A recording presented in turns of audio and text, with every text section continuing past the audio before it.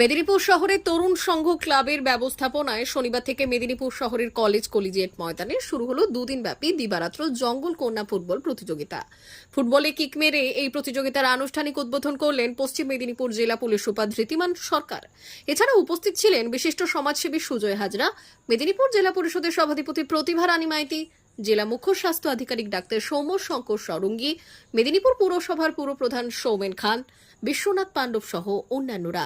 এই প্রতিযোগিতায় বিভিন্ন জেলা ও রাজ্য থেকে 8টি মহিলা ফুটবল দল অংশগ্রহণ করে বলে জানিয়েছেন ক্লাব কর্মকর্তারা। দিন রাতের এই প্রতিযোগিতা ঘিরে শহরের চেহারা উৎসব মুখর।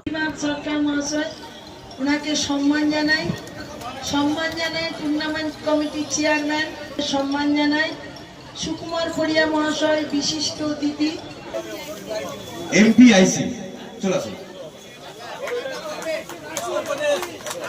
নেক্সট আজকের অনুষ্ঠানের উদ্বোধক সম্মানিত ধৃতিমান সরকার মহোদয়, আইপিএস সরঙ্গী মহোদয়, মুখ্য স্বাস্থ্য অধিকারী পশ্চিম মেদিনীপুর। সবাইকে বলবো একটু করতালি দেওয়ার জন্য। যে মহিলা ফুটবলের যে খেলা করা হচ্ছে, মহিলা ফুটবল খেলা যেটা হচ্ছে তার মূল প্রতিপাদ্যটাই হচ্ছে যে অফকোর্স ফুটবল খেলা, তার সঙ্গে মহিলা নারী সশক্তিকরণ।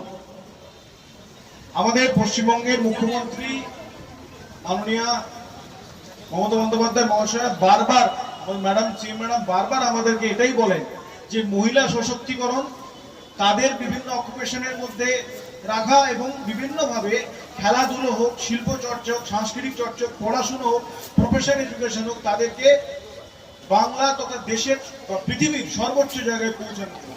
আপনারা জানেন, আমার আগের বক্তারা খুব ভালোভাবে বলছিলেন যে মিদনাপুর জেলা তথা মিদনাপুর শহর, এখানে অনেক মহিলা অ্যাথলিটস আছে। আমি দুজনকে অলরেডি, একজন ছেলে একজন মেয়েকে আমি সংবর্ধনা দিলাম। এমন অনেক অ্যাথলিটস আছেন যারা শুধু বাংলা নয়, সারা ভারতবর্ষের বুকে আপনাদের জেলা তথা আপনাদের শহরের মান রেখেছেন, মান অনেক উন্নত করেছেন এবং গরিমা লিপ্ত করেছেন। D news, Medinipur.